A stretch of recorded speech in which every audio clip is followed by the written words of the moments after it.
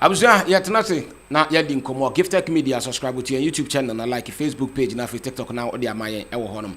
Abuja yedi nkomo a na tese be recent break akra nie na krata be free abamu tese from the chief of staff na wo kire mu se wona ye fa wona adwuma after December 7th 2024 no ade asabre no yenyi wo mu nyina ma wo mo enkofie na eno mu ena ho nsem akwakopie mu e wo parliament ama Afenyo-Markin honorable ya wono ena majority leader asori agina akeka nsem bi se ne ha no ene na ye ni se krata bi free aban mu abase chief of staff se wona wo mu ayefa wo adwuma yenyi wo mo mo enkofie na ne ni se various sectors a wo ha no mo no ye se yeyi wo mo bi se health sector e bi se GRA ene ne kanka ho nyina yeyi wo mo ama mo akofie na wo bi se wo mo nyina no wo mo nya Ghana fo ana na se ekoba ne sei no a wona akofie no eden na wonkodi wona busua eden na wonko na afei won so ebetumi ede ama wo mo brabo nyina no atimasi wonie se ye bom modern se ye beyi wo mo ede wo mo afri adwuma no mo akotena fie a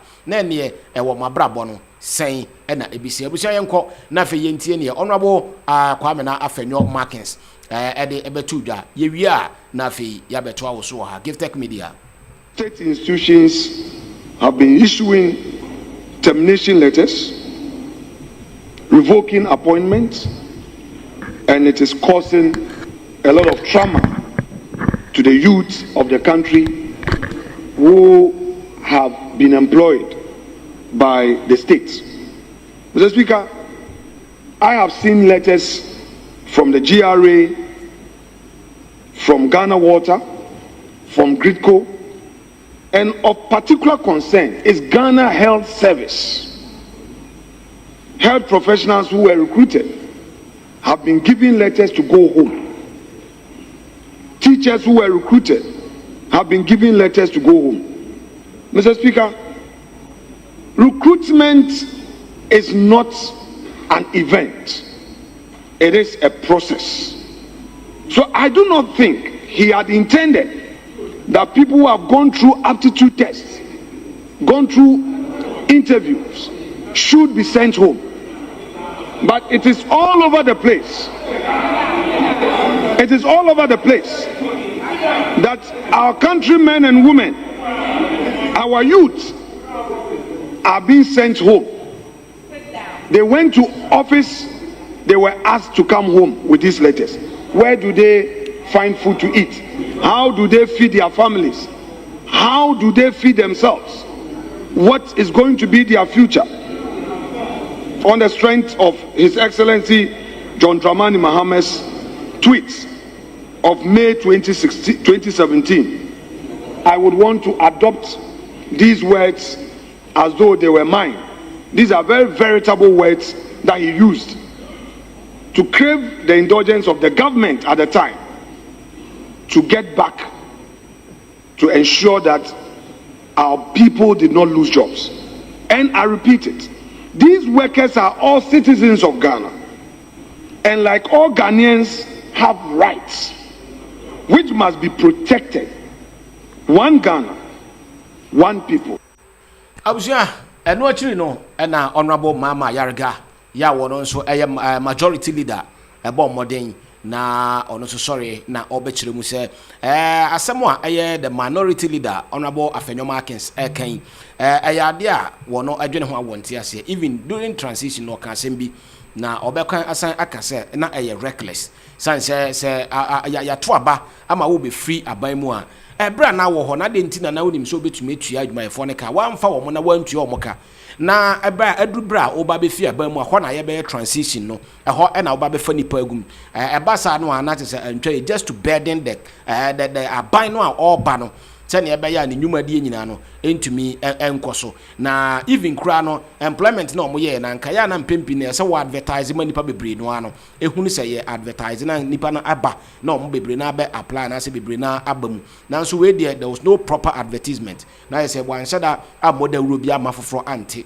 te ebia ye befa adwuma na mmom mo se ho na wo mo fifa nkrufo so nkrufo a na mo de kogum mu se na ebe ya aban na oba no onwa ne ho twabre se na ebe obetumi aye adwuma ma adwuma no so aye ya matimamfo nyina eho ahenhem yentie ne honorable Mama Yarga the majority leader so di tudwa na yemra.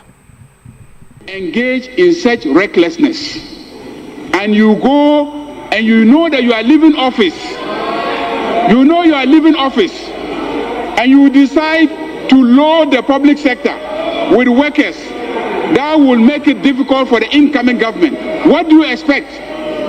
What do you expect? What do you expect? So, Mr. Speaker, I will not. Look, I made those statements at the transition team meetings, and I'm repeating those statements here, that it is reckless for you to leave, for you to know that you are leaving office, but you decide to load the public sector with workers so that the incoming government will come and inherit such workers, and then we'll be struggling with how to pay them. Mr. Speaker, if we go and we want to interrogate a lot of the recruitments that took place, you will realize clearly that those recruitments amounted to abuse of discretion. There was no proper advertisement. There were no proper advertisements. People sat down and then just agreed among themselves, brought together family members, brought together foot soldiers, and then they went and recruited them. Enti ya twaso na ya di nkomo ewo fidiema okoti honorable mama yarga na feso honorable ato forcing honorable Afenyo-Markin aba enti Nana Twene ewo hanma ya ba be di nkomo nana akwaba Josumnia na pom ti sei o nyima dum bako mo he pa ye de nyame ase ya nhwe ene ensemo a abeto odwa minority leader kan majority leader aka nana ya nhwe ba bia ya dri okay me fan cha kese ma Gov't atifo ne ahwefo nyina na ma bia so akwa aba ne Saturday na 15 February ti anra ne mrante ne maiwa bedi be chocolate day binu fe ne Valentine binu so fe ne chocolate day nti ma bia happy belated chocolate day and as Valentine's day na memra nsemi a mpanyifo mienu eka ho asemi unse both political parties MPP ni NDC mreko ana ye ko election 2024 hwe bia nkasayima bia empepere bia preparation no make ya na dwene se oboa ama employment ayede akwa adwuma da bia make am say employment can never be 100%. All right, na ba bia no ho wiase ya we are employment 100%. Even se adwuma kra ho there are people abeke so ye de kwa adwuma ne yenye employment can never be efficient.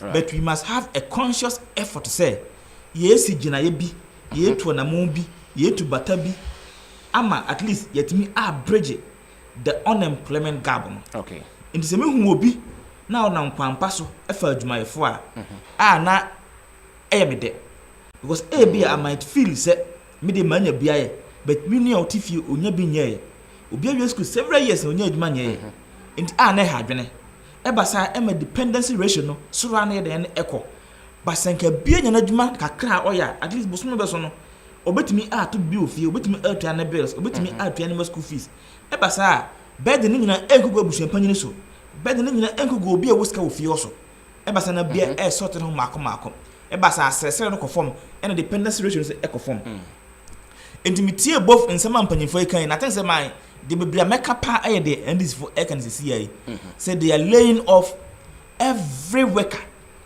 every public sector worker ye fa no 2024 December 7th bia na be laying off ama registered nurses and midwives association crack say be particular staff off one be call strike. I think it's the best step they've taken. Because the argument the majority leader mama ayariga reason it doesn't make sense to me. Never manifesto because they are going to have a 24-hour policy. I believe because 24-hour na policy no initiative. They're going to have a 24-hour initiative. Say aduma ba ko nipa be mienu na miensa betima aye based on a shift. So we ba no pa, no we ba wia, no we ba numbe, no we ba na do, no we ba hemade ache. So if we are increasing the staff strength entimi mwa emma 24-hour initiative na eba na betimi akọ aduma ma kwa na senka ya be pona number 6 no so number 6 na pona don't we need extra staff I betimi aba. Now they are giving us an impression say na be ka that 24-hour policy and 24-hour initiative ni say but the ebe mass trust ebe bet increase adwumayefo amana kwatsen se na asema be de dada ne ba to man enya ne saa de anka ade ntia wo beto adwumayefo ho so we de nyame ne mfa be de mpa mana de saa se be ka ne fa ben kan ba bia the question I'm asking myself and say the problem they are raising is say ade ntia o mampanyini etena se na 7th December ne of adwumayefo un se adwuma bia no ne so kwese yefo adwuma bia adwuma say de na Afenyo-Markin a process. It's a process. And to win process 1, step 1, step 2, step 3. We go the control aptitude test. Aptitude test we are control normal test. We test na interview. We go first interview, second interview. And say no much. Ya first be the management. We create him about 6 month probation. 6 months ni na staff. After 6 months, na my appointment letter say we are staff of this particular sector and staff of this particular institution's organization. Empty say papa na ka che say before adwumayefo 7th December they are going to nullify the appointment. I think say Benigana for nyene ani ni ye adwumayefo be find nyam people kan be fa bo be fa NDC be fa MPP be fa bia enti ya sema say you can even ba be to be I think say they are still be yi bi me every go mat list bi say o yes ya yi bi no afri go enya de say fata yes say Ghana ha e ba be duru no ma de bia me kasa asem we say NDC MPP ni a che enti mi M1 enti se yadum pempen so bia o ka tama 20 papa mahama obontro no o kan say amanfo e de asem nam say se ba nto ma abama MPP na NDC ba obayi adwumayefo di o ka sa asem no emma papa mahama kan say asem de enye ba bia de emma mu na ema mu kina so what I say so I am begging NDC say this particular thing about entimi emwa na say betimi sa anamo ka say be lay these people offer meaning say be di to na kire ye be kan asem be ye de ne a kire I say binimu haw no so asema make chase me no dada no not ma say we are minya hwenye de emma that's what they are doing to us because one can watch say be for adwumayefo na didn't tell better adwumayefo na about to be for to be no what be body no say na afa ba na are you terminating the appointment and then reappoint them again? Is that what they are going to do? No. And same bebre how was be the hujuma e bit say sa cases na efa mpanyimfo no ba wedro ni na that is where the attention should go be hwe sansem no mu yie na benya say ya fa adwumayefo ye adwumayefo se na nakofa no fa be na ye hwe say ye wo man mu na this is not the first time it has been happening say yet wo ye be ma abai mandate the whole of the 4 years I will be relax ya wo say ya to aba ma fisu ape na fe even the load no even me wa ban mu anka me mfa kwa na ma push omu nyina no just to burden the next government na urban. This is not the first time it going forward, you know. What should we do? We also say I think 2016 NDC appointed that if anything Domlevo so they mean kadi Domlevo yes that was auditor general appointed no oba no I think say there was an issue with the contract not because NDC na appointed no because of the age name fear near far onya issues no okọ retirement am retire no and this same we no ho enya de was so ma say manfo can say no be say NDC so ye be ma MPP but over that time na I'm still asking and say if there is someone with a communique from the Flagstaff House and I said the Jubilee House on famana because that time na ye Fremont Pare na the chief of staff so enya krata bi efi na so ye de ba say now we are laying off all these people because they were employed during the time of the transitional that is not the argument. The argument is said these people were Ghanaians and they voted for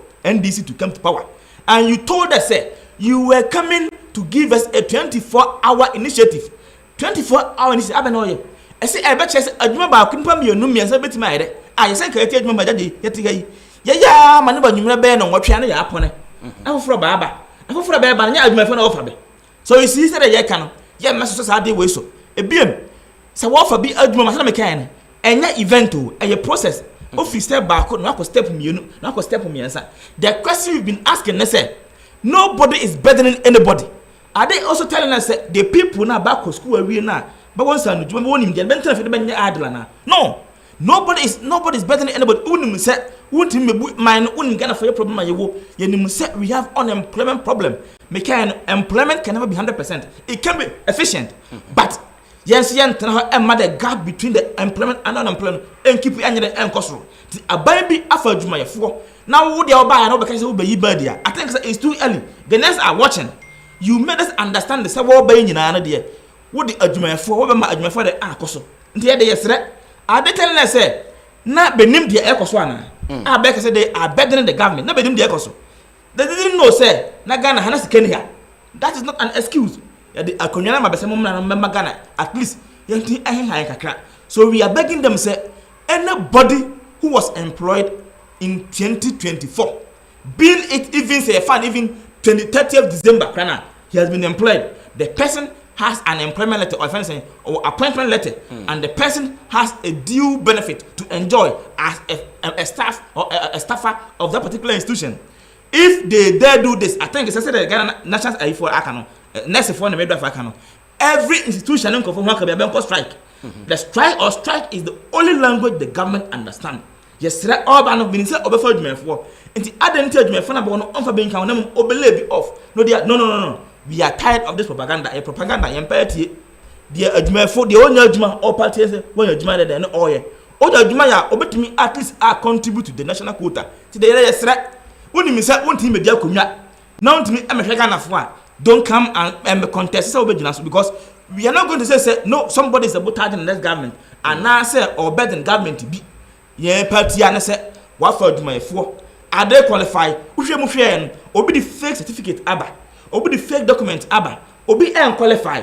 But baby one enyana say enya dia, then you can revoke the appointment of the person. But say ni pana ya fan, say na appointment nen kata ni bia genuine. No for the due process mu I think say the person is equally apt, equally qualified to work in that particular institution. Ade bi say adwumefo no be the kuntuna se ne be fa ba na ajaje. Okay, na minority ni ka say the due process say we be to me advertise some of the steps in that process now fashion it was not done and na bibisa or say he doesn't believe or say he is not sure or say onyin ni say omofa that due process nim wujidem nsem your personal sentiment your personal feelings it doesn't come to play here but said na say ade omofa mu at least you see in our dailies on the news portals and also so this one don't believe Agya Agyei that be no tell what they see Ghana national yefa chance for adwumefo a ya be ka registration na yanka the rest about for post number na post be so they have posted them they are getting work to do that's all that matter they yefunu pa na me say be bia tom and say boni dem say bankuni dem a nipa na wa me that's what they're asking for. They may be say, adwumefo, do they qualify? That's the first question. Do they qualify? And now say, Baba wo hono be the kuntuna sis bi ne bebe wura ho. And abanka attack say be enya genuine. If all these questions cannot be answered there, then I think say and this is a mistake say oh ibadia. It is the downfall. 2028 you shall say be losing no. Yes, Reba say the people that voted for them, they voted for change. They voted for conveniences in their lives and they voted for power. So they are voting for them. Say, tell me, but vote I think say the best thing to do. Say, okay. All right. Agya Nana Twene ana otene kan. Yadini na AC ewo hadom. Gov't Media. Notification bell na so. Na fe subscribe to your YouTube channel. Na fe oko TikTok a ohwe wi na fe wa share na foforo so anya bi.